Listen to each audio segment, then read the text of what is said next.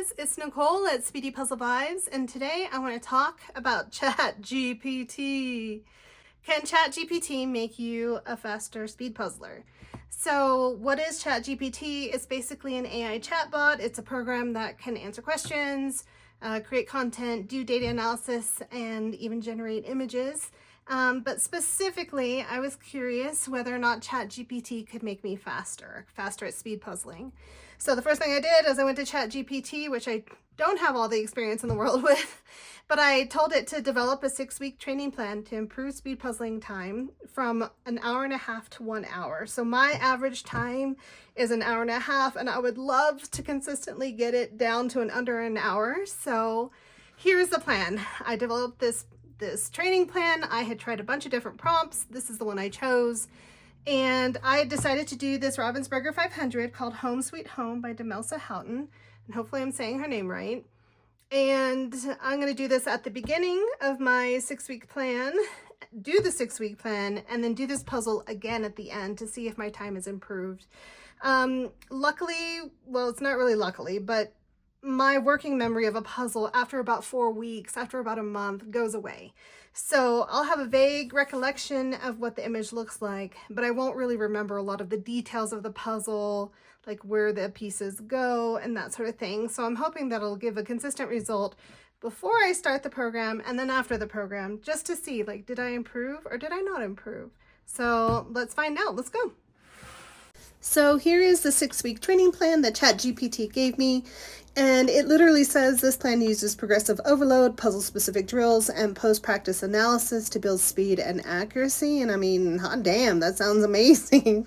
I'm supposed to have a frequency of 3 to 4 sessions per week, session times of 30 to 90 minutes, and key focus areas include sorting efficiency, pattern recognition, edge section strategy, mental endurance, time tracking, and review. And this all sounds amazing, and so I was really excited to get started. For week 1, it's establishing baseline and sorting skills, and session 1 is a timed full puzzle and record each phase. And so what I did here is I basically took my baseline puzzle, which was the Home Sweet Home puzzle, and it was actually used as the solo round puzzle for the individual competition at the 2025 USA National Comp. And if I take my time, and here I'm finishing in 1 hour and 24 minutes, 3 seconds, and out of the 200 competitors in the final, that would have put me in 199th position. And honestly, at this point, I would have been happy to have just finished this puzzle in the time frame. So I'm curious to see how much faster I will actually get. Session 2 is a sorting only drill, and they wanted me to sort 250 to 500 pieces in under 20 minutes. I ended up doing this with the Tranquil Harbor Ravensburger puzzle. Session 3 was an edge only challenge, complete edges from 3 different puzzles. And so I did that, and I did it with 3 different puzzles, and you'll kind of notice I ended up using Ravensburger for the whole 6 weeks. Well, they're the brand that I have the most of, and I just figured they would give me the most variety to choose from. So after each session, I'm also supposed to note what slowed me down. The first edge that I did is Minu's Pond Daydreams. I flip and pulled edges in 3 minutes, 50 seconds. I sorted 78 edge pieces, and I missed 8 edge pieces. And I had an edge solve time of 6 minutes and 47 seconds. And then I did Dragon Whisperer, and I had a flip and pull edges time of 4 minutes, 13 seconds. I sorted 80 edge pieces, and then I missed 6 edge pieces, and had an edge solve time of 9 minutes and 32 seconds. And then lastly, I did the Music Room, and I had a flip and pull edge time of 4 minutes, 21 seconds, and I sorted 79 edge pieces, and I missed 7 edge pieces. And I had an edge solve time of 7 minutes and 26 seconds. And some of the overall observations that I noticed was that I am missing a lot of these edge pieces at the top of the puzzle pile. So when I dump them out of the box, for whatever reason, I typically stand up when I'm flipping and sorting just so I can reach the pieces furthest away from me. But for some reason, when I'm doing that, I'm missing so many pieces in that edge pieces in that section. I'm not 100% certain why I'm doing that. I feel like I have a pretty good view of them, so I just don't know what's causing that. Something I need to work on. So we're going to move on to week 2, and I'm going to try to go a little faster now. Week 2 had a goal of building fluency and quickly identifying key areas and grouping efficiently. And I decided to use the same puzzle for all 3 sessions here, which ended up being the Dragon Whisperer.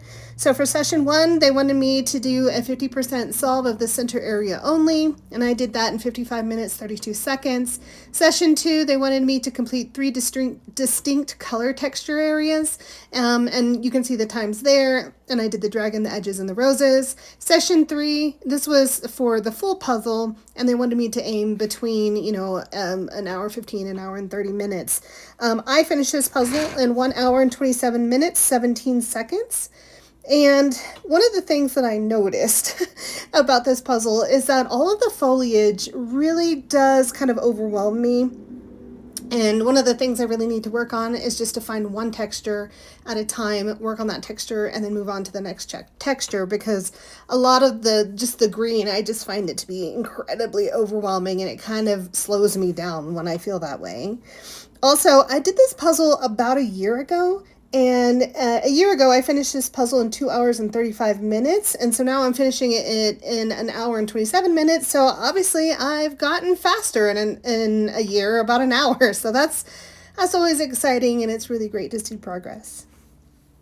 So for week 3, there was a goal to improve transition time between puzzle phases, and I ended up doing Minu's Pond Daydreams, where I did the full puzzle and then broke it down per each phase, like the flip and sort, how long it took me to do the butterflies, how long it took me to do with the pools and different sections. I started to notice that towards the end, I found it harder not to just pull 1 or 2 to 3 pieces in my hand and then try to fit where they go. And I'm not certain if it's better to try to pull the whole section or just do it in 2 to 3 sections at a time. My guess is that it would be better to do the whole section.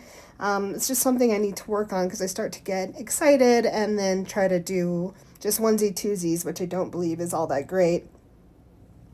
And then also, I also noticed that my pull times can be a little bit longer than I liked. I'm not certain what a great pull time would actually be, but all of a sudden when my pull times start to be in the minutes, I start to think to myself, that doesn't seem like a very good idea.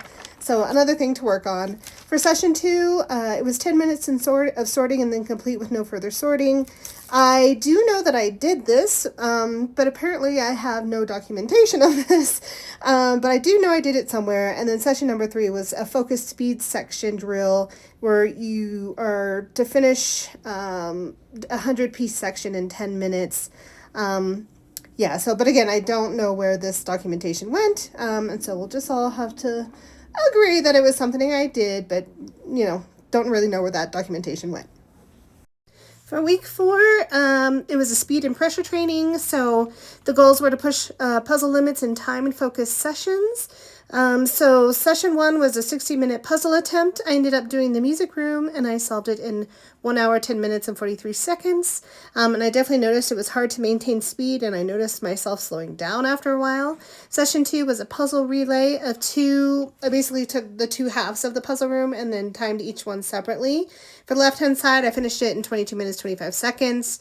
The right-hand side was 24 minutes, 35 seconds. And then lastly, for session 3, I did a distraction puzzle where basically I had the boys, our neighbors, come over and they played with my boys, and it was just loud. And so I ended up doing the puzzle that time in 52 minutes and 3 seconds. For week 5, it's realistic conditions and optimization with the goal of fine-tuning your methods preparing for the final test.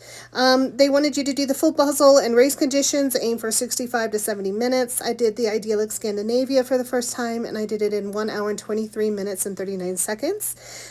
Session 2 was a 3-round of micro drills, 10 minutes of the sorting, edge build, and then a detailed section. I ended up doing the field of yellow flowers at the bottom of the puzzle. And session 3 was organize your puzzle tools like your trays, your sorter, your timer, optimize your setup. And I've actually already done this. I pretty much push everything to the left, all my puzzle pile, and then arrange everything on the right. And I feel like I have a pretty good understanding of what works best for me. For week 6, it is the performance week where the goal is to hit the 1 hour mark. So for session 1, it's my final race attempt, trying to finish this puzzle in 60 minutes. And so I once again pulled out Home Sweet Home and I completed it. And I finished in 1 hour and 19 minutes, 10 seconds. No! I really wanted to break the hour or hit an hour, and I was just really not close to it. So, so that was a little disappointing for me. But for session 2, it was supposed to be a recovery day, and then session 3 was to basically wanted you to do the puzzle again. And I decided not to because it's really that in session 1 where I was really gonna figure out how much faster the ChatGPT 6-week program was actually going to make me. I will say that some of the best things I like about this plan were the built-in reviews where they want you to stop and kind of reflect on what worked or what didn't work for you. As a result, there were a couple of things that I picked up, things I need to work on, like trying to figure out why I'm missing so many edge pieces in the top half of my pile. I really need to work on reducing my pull times. And I also I need to practice on figuring out when is the best time to switch from a sectional pull to more of a pick and place. And you would think it would be obvious, but I think I'm actually doing it a little early. And then lastly, just not to get overwhelmed by all the foliage and focus on one texture at a time. So how much faster did the ChatGPT training plan actually make me? If you guys remember, my baseline puzzle was 1 hour and 24 minutes and 3 seconds. And then after that 6-week plan, I dropped down to 1 hour, 19 minutes, and 10 seconds. So in order to calculate this, I'm going to take my original time minus my new time divided by my original time times 100, converting everything to seconds first, plug that all in, and it comes back with 5.81% faster. And my first thought was, well, okay, 5.81% is okay. I did get 5 minutes faster on the puzzle between my first attempt and then my last attempt.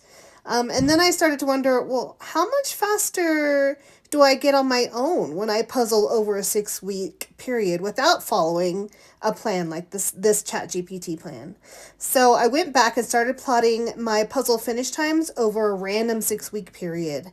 And it turns out that I typically speed puzzle a 500-piece puzzle 2.5 times on average each week. And when I determine my trend line equation, and you can see that it has a negative slope here, which means that my finish times are decreasing over time, and then I plugged in my first and my last time into it, I get an improvement of 5.11%.